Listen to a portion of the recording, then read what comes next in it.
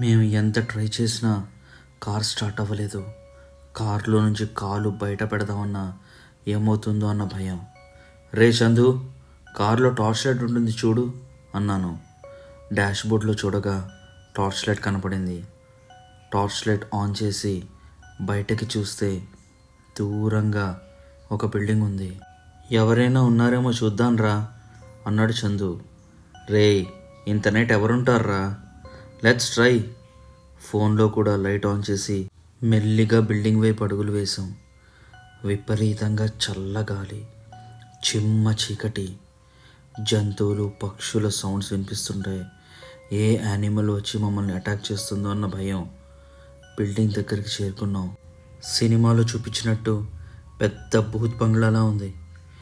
మీద పెద్ద పెద్ద అక్షరాలతో మ్యూజియం అని రాసి ఉంది. రే అర్జున్, ఈ బంగ్లా మ్యూజియం రా, చూద్దాం అసలు ఎవరైనా ఉన్నారో లేదో. Hello hello, is anyone there అంటూ మేము ముగ్గురం లోపలికి వెళ్ళాం. Next part coming tomorrow.